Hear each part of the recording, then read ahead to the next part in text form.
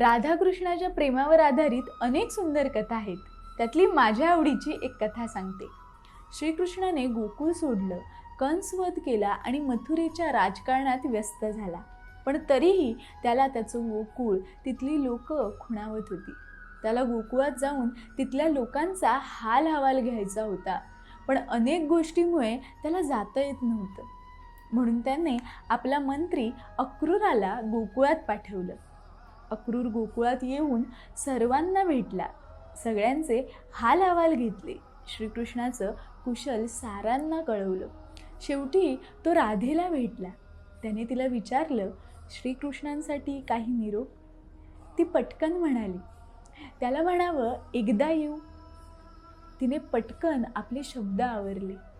तिला म्हणायचं होतं, त्याला म्हणावं एकदा येऊन जा. पण ती बोलली नाही. तिच्या मनात आलं, तो आयुष्यात खूप पुढे जातोय, तो तिथे सुखी आहे, तर त्याला आपण पुन्हा मागे ओढून घेणं योग्य नाही. त्याच्या सुखातच आपलं सुख. बाकी कृष्ण गेलाय कुठे? तो इथेच आहे. मित्रांनो, आपण प्रेम म्हणतो ते हेच ना, की आपल्या आवडीच्या व्यक्तीला त्याच्या आयुष्यात सुखी पाहणं. राधे कृष्ण.